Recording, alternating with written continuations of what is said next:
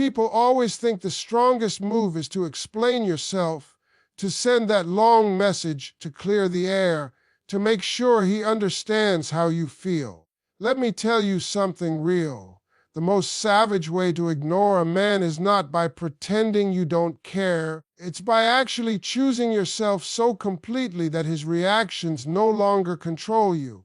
When you stop reacting, you stop feeding the situation. And when you stop feeding it, that's when it starts starving. Ignoring him is not silence, it is self-respect in motion. That's the part most people never understand. They think ignoring means being cold, playing games, or pretending you don't care when deep down you do. That's not what this is. Real ignoring happens when you finally decide that your peace matters more than proving a point. It's when you stop reacting emotionally and start responding intentionally, and sometimes the most powerful response is no response at all. When you operate from self-respect, your silence carries weight. It's not empty, it's not confused, it's not weak, it's filled with clarity. You're no longer trying to be understood by someone who isn't trying to listen. You're no longer explaining your value to someone who should already see it. That shift alone changes everything.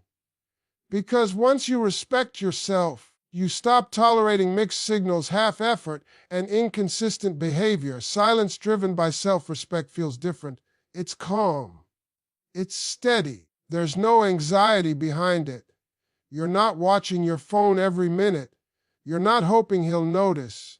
You're simply moving forward. And that forward motion sends a message louder than any argument ever could. It says, I know who I am, and I don't need validation from someone who can't meet me where I stand. Here's the truth most people don't like hearing. The moment you stop chasing clarity from someone who enjoys confusing you, you take your power back. Chasing explanations keeps you emotionally trapped. Ignoring from a place of self-respect frees you, because now your energy is no longer leaking into something that isn't growing. It's being reinvested into yourself, your life, your purpose. Self-respect means you don't reward neglect with attention. You don't reward silence with paragraphs. You don't reward inconsistency with loyalty. When you stop doing that, the dynamic shifts. He feels it immediately, not because you announced it, but because access has changed. The energy he once took for granted is no longer available on demand. And this is where it gets uncomfortable for him, because people don't miss you when you're always there. They miss you when they feel the absence of what they used to have easy access to. Your self-respect creates distance without bitterness. It creates boundaries without arguments. It creates space where reflection is forced. Ignoring him from self-respect also means you don't explain why you're doing it. You don't justify your silence. You don't send a closing statement. You let your actions speak.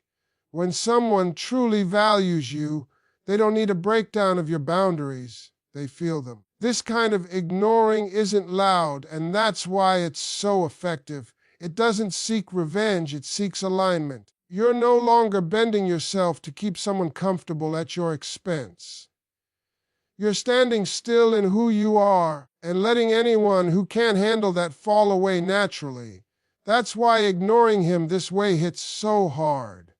Because it's not about him anymore. It's about you choosing dignity over desperation, peace over pressure, and self-respect over temporary attention.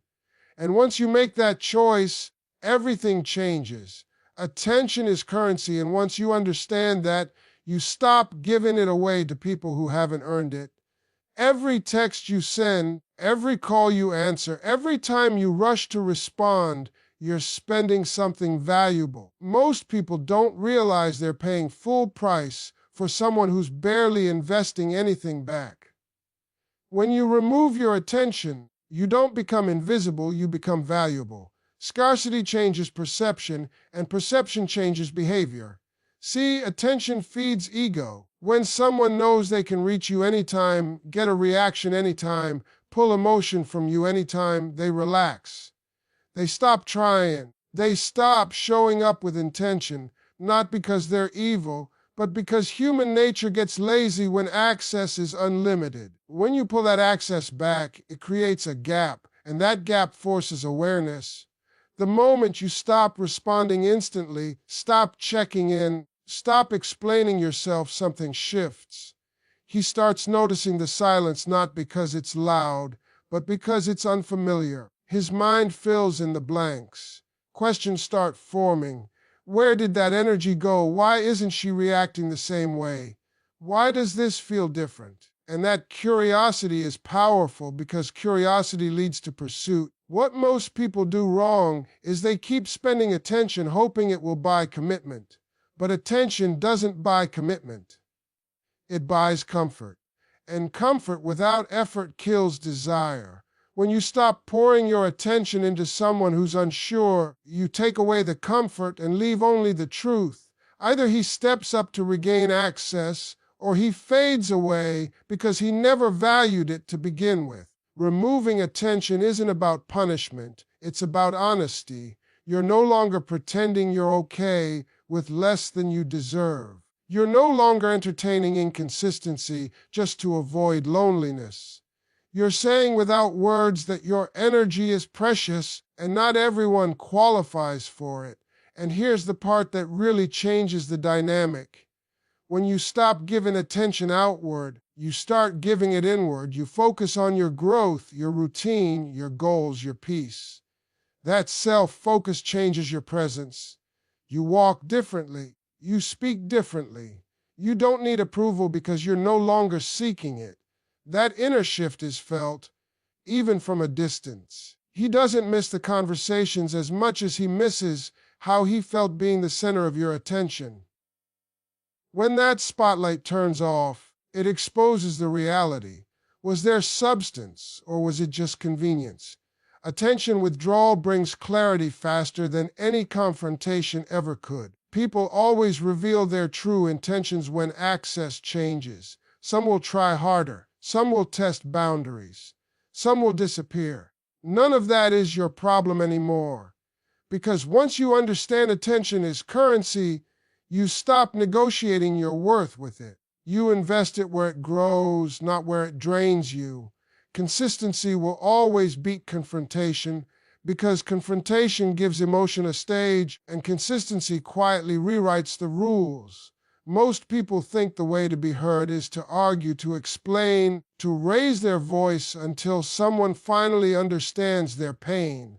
But confrontation keeps you tied to the very behavior you're trying to change. It keeps you reacting instead of leading. Consistency, on the other hand, removes emotion from the equation and replaces it with certainty. When you confront someone over and over, you teach them that no matter what they do, you'll still show up to discuss it. You'll still explain. You'll still care enough to fight. That doesn't create respect, it creates predictability. And predictability makes people comfortable ignoring your boundaries. They already know the outcome. You'll get upset, you'll talk, you'll forgive, and the cycle repeats. Consistency breaks that cycle without a single argument. When your actions match your standards every time, people have no room to negotiate with you. If you say you don't accept disrespect, and then you consistently remove yourself when it appears, your message becomes clear. There's no confusion, there's no drama, there's no emotional debate. Just cause and effect. Power of consistency is that it doesn't rely on mood. You don't have to be angry. You don't have to be hurt. You don't have to prove a point. You simply do the same thing every time your boundary is crossed. And that repetition conditions behavior far more effectively than confrontation ever will. People may argue with your words, they can't argue with your absence. Confrontation gives temporary relief. You say what you needed to say, you feel heard for a moment, and then nothing changes. Consistency creates long-term change because it forces accountability. When someone sees that access to you depends on how they treat you, they start paying attention. Not because you demanded it, because your actions demanded respect. Here's what makes consistency so uncomfortable for him. There's nothing to push against. No emotional reaction to twist, no words to manipulate, no fight to win. Just a steady pattern that doesn't bend. And when someone can't move you with charm, silence, or excuses, they start questioning their control. Consistency also protects your peace. You're not draining yourself explaining the same feelings to someone who already knows. You're not reopening wounds just to prove they exist. You're not rehearsing speeches in your head. You're simply living in alignment with what you deserve. That alignment builds confidence, and confidence is felt even when nothing is said. The moment he realizes that every time he shows up correctly, he gets access, and every time he doesn't, he loses it, the power dynamic shifts. Now the focus is no longer on what you're saying, it's on what you're doing, and behavior always responds faster to patterns than to pressure. That's why consistency is savage without being cruel. It's calm, it's disciplined, it's unshakable. And once someone understands that you don't argue your boundaries, you live them, everything about how they approach you changes. Emotional control shifts power without saying a word, and that is something most people never master. The moment you lose emotional control, you hand the situation over to the other person. Your reactions become predictable, your triggers become visible, and your peace becomes negotiable. When you stay calm, grounded, and unmoved, you quietly take control of the entire dynamic. People expect reactions. They expect anger, sadness, explanations, or emotional outbursts. Those reactions give them information. They learn what affects you, how to push you, and how to pull you back in. Emotional control removes that map. When you don't react the way they expect, they feel it immediately. The uncertainty unsettles them more than any argument ever could. Controlling your emotions doesn't mean suppressing them or pretending you don't feel anything. It means choosing when, where, and with whom you express them. You stop giving raw access to your inner world to someone who hasn't earned that level of trust. That restraint creates mystery, and mystery creates respect. When you don't respond emotionally, the situation loses its fuel. Drama needs reaction to survive. Conflict needs engagement to grow. Without your emotional participation, the tension collapses on itself. And when that happens, the other person is forced to sit with their own thoughts, their own behavior, and their own consequences. This is where power truly shifts, not through control of another person, but through control of yourself. You become unmovable. You're no longer being pulled into emotional chaos. You're no longer reacting from hurt or fear. You're responding from clarity. That calm presence communicates strength louder than raised voices ever could. Emotional control also protects your dignity. You don't say things you regret. You don't beg, you don't threaten, you don't over-explain. You leave situations cleanly without emotional mess. And that clean exit stays in someone's mind far longer than a dramatic one. They replay your calm. They question why you didn't react. They wonder what changed. The absence of emotional reaction forces accountability. Without your emotions to deflect onto, he has nothing to blame but himself. No argument to hide behind, no fight to distract from his behavior. Just silence and self-reflection. And that reflection is uncomfortable because it removes the illusion of control. When you master emotional control, you stop needing validation. You stop needing closure from someone else. You stop needing to be understood by someone who isn't listening. That inner stability changes how you move, how you speak, how you show up, and people feel that shift instantly. Emotional control is not weakness, it is discipline, it is strength under pressure, it is choosing peace over chaos. And when you move with that level of control, you don't have to demand respect. It naturally follows. Absence forces reflection in a way arguments never can, because arguments keep people defensive, but absence leaves them alone with their thoughts. When you argue, you give someone something to push back against. They focus on winning, justifying, or proving their point. When you step back and remove yourself, there is nothing left to fight. No noise, no distraction, just space. And space makes people think. Most people underestimate how powerful absence really is. They believe if they don't speak up, they'll be forgotten. But the truth is, constant presence creates familiarity, and familiarity makes people careless. When you're always available, always explaining, always fixing things, there's no urgency to change. Absence creates contrast. It highlights what was there by taking it away. When you're gone, the mind starts replaying moments, the laughter, the support, the consistency, the energy you brought into his life. Things he overlooked when they were easily accessible suddenly feel heavier when they're missing. That reflection doesn't happen during arguments because emotions are too loud. It only happens in silence. Absence also removes emotional shortcuts. He can't distract you with charm. He can't deflect with excuses. He can't reset the situation with a few sweet words. Without you present, he has to face the reality of his actions and their consequences. And that reality sits differently when no one is there to soften it. This is why absence feels uncomfortable to people who were used to access. They're forced to ask questions they avoided before. Did I mishandle this? Did I take her for granted? Did I assume she'd always be there? Those questions don't come from confrontation. They come from loss of presence. Absence isn't about disappearing to get attention.